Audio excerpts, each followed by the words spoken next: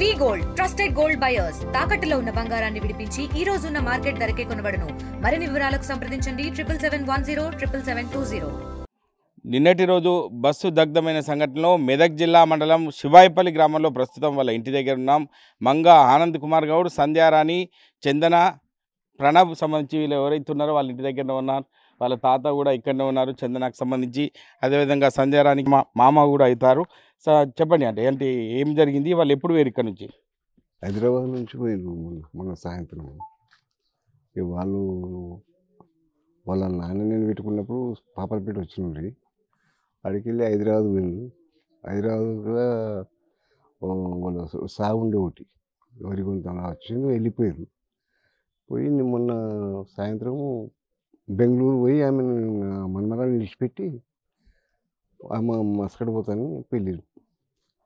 అంటే ఇది ఇన్సిడెంట్ జరిగిన తర్వాత ఎవరు మీకు సమాచారం ఇచ్చారు, ఎవరు చెప్పారు? మా కొడుకు రమేష్ అంటాడు, మళ్ళా మా అల్లుడు, మా కోడలు తాన్న ఇద్దరు కలిసి ఇట్లా మేము వాడికి పోతున్నాం, మీ యాక్సిడెంట్ అయింది మేము పోతున్నాం అన్నాం. అంటే నేను రావాలంటే వద్దే మేము పోతున్నాము, 2-3 కార్ల మీద మేము పుల్ అయిపోయినాము, వెళ్ళిపోతాము, నువ్వు ఉండు ఇంటికనే అనుకున్నాను. అంటే మీకు 5 రోజుల ముందు కలిసి మీతో కూడా తిరిగినట్టు తెలిసింది వాళ్ళు. అంటే ఏం చెప్పారు అప్పుడు? 5 రోజులు లేదు, ఈ రోడ్లు ఇది బాగాలేవు కదా, అందుకే రాలేదు వాళ్ళు. ఇక అక్కడ పాపనపేట వచ్చి హైదరాబాద్ నుంచి అక్కడ వెళ్ళిపోయారు. వాళ్ళ నన్నే రమ్మని హైదరాబాద్, కానీ నేను పోలేదు. ఇక వాళ్ళ అక్కడికి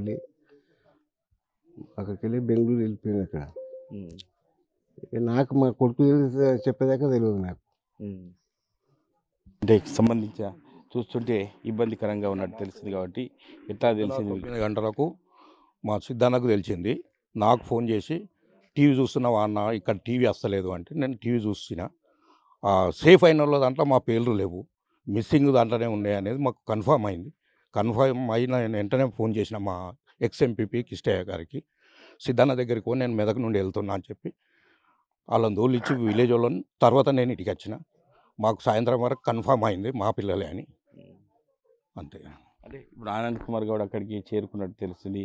అక్కడ నుంచి ఫోన్ సమాచారం వచ్చి ఏం చెప్పారు మీతో? మాకు ఇంతకుముందు ఫోన్ చేసేయమంటున్నారు అంటే సోమవారం డెడ్ బాడీలు వస్తుండొచ్చు శివేపల్లికి అని ఇంతకుముందే చెప్పారు, హాఫ్ అన్ అవర్ ముందు. మేము సోమవారం వస్తుండొచ్చు అని అనుకుంటున్నాం అన్నట్టు, 48 hours. అది ఇది పరిస్థితి. ఎవరిని కదిలించినా కూడా ఇబ్బందికరంగా ఉంది. చెప్పండి బాపు, అంటే చూస్తుంటే ఇటువంటి విషాద సంఘటన సంబంధించి చూస్తుంటే ఏం చెప్తారు, మీరేం చెప్తారు?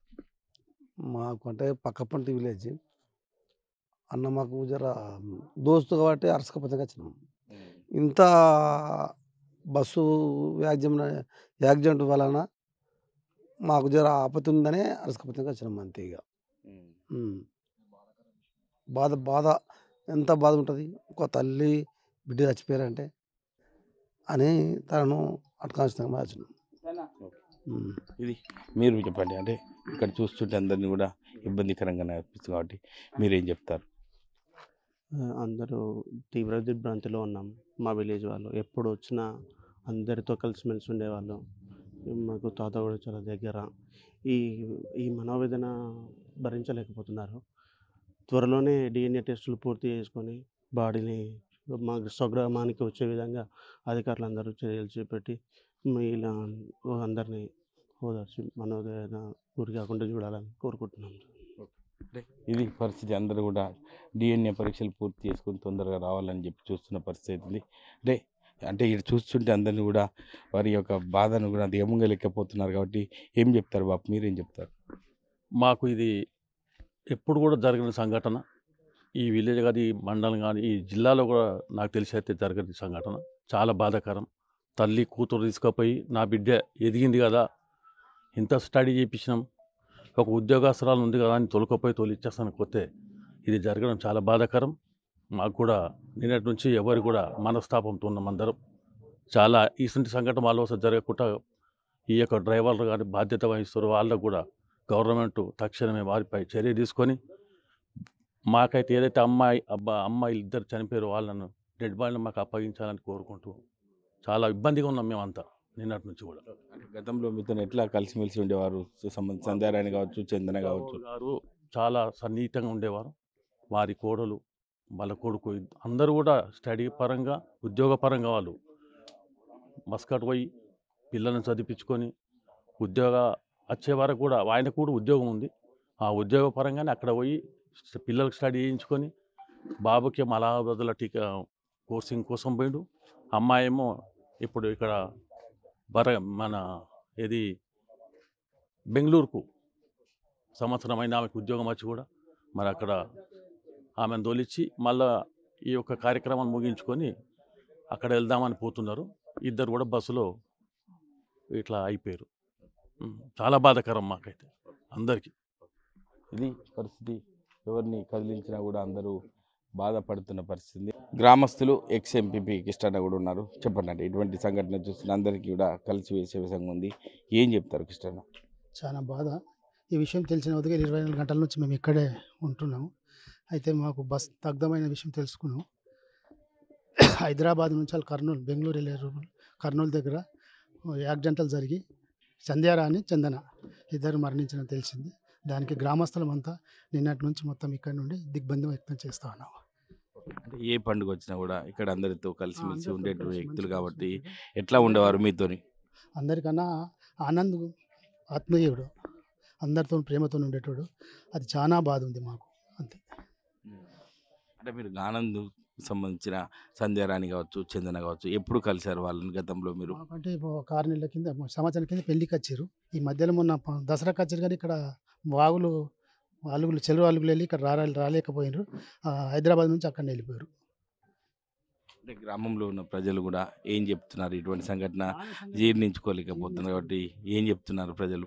చాలా ఆందోళన చెందుతున్నారు, దిగ్బంధం వ్యక్తం చేస్తున్నారు. అంటే డెడ్ బాడీ విషయంలో మీకు ఎటువంటి సమాచారం ఉంది? ఏం చెప్పారు? 48 గంటల దాకా రావని చెప్తారు. అక్కడ డిఎన్డి పరీక్షకు అది విజయవాడకు పంపిరట. 48 గంటలు దాటితే మాత్రం రిపోర్ట్లు వచ్చే పరిస్థితి లేదట.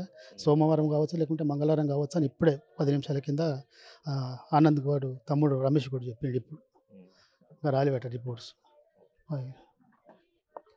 అంటే వాళ్ళని కళ్ళ ముంగట చూసిన వ్యక్తులు మా గ్రామానికి సంబంధించిన వారే, వివిధ అంటే సంబంధించిన హోదాల్లో మంచి స్థాయికి ఎదిగిన వ్యక్తులు కోల్పోవడాన్ని మేము జీర్ణించుకోలేకపోతున్నాం అని చెప్పి ప్రధానంగా అందరూ కూడా వారి యొక్క డెడ్ బాడీల కోసం కూడా చూస్తున్న పరిస్థితి. ఎందుకంటే వారు ఎప్పుడు వస్తారు ఏంటి అని చెప్పి ఇప్పటికే సోమవారం వరకు డిఎన్ఏ పరీక్షలు పూర్తి చేసుకొని తీసుకురావాల్సి ఉందని చెప్పి ప్రధానంగా వారు చెప్తున్నారు. ఇప్పటికైనా తొందరగా ఈ యొక్క పోస్ట్ మార్టం చేసిన తర్వాత వాళ్ళ యొక్క డెడ్ బాడీని వాళ్ళకి అప్పచెప్తే కడసారి ఒక కళ్ళ ముందు చూసుకుంటామని చెప్పి ప్రధానంగా ప్రతి ఒక్కరు కూడా ఇక్కడ వచ్చిన పరిస్థితి. ఎందుకంటే ఇటువంటి గ్రామీణ ప్రాంతాల్లో ఇటువంటి జరిగితే ప్రతి ఒక్కరు కూడా వచ్చి ఓదార్చే పరిస్థితి ఉంటుంది.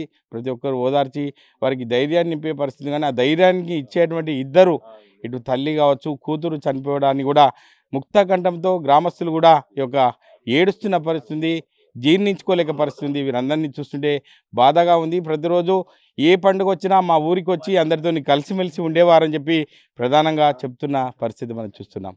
కెమెరామెన్ నెల్లూరుతో మహేష్, ఆర్టీవీ, మెదక్ జిల్లా. తెలుగులో న్యూస్ కి ఫాస్టెస్ట్ యాప్ ఇప్పుడు టోటల్లీ న్యూ అవతార్లో. జస్ట్ 5 seconds లో కంప్లీట్ న్యూస్, సోషల్ మీడియాలో ట్రెండ్స్ కి one stop solution, live TV app, voice search option తో ఇప్పుడే డౌన్లోడ్ చేయండి లేదా అప్డేట్ అయిపోండి. యాప్ లింక్ డిస్క్రిప్షన్ లో ఉంది.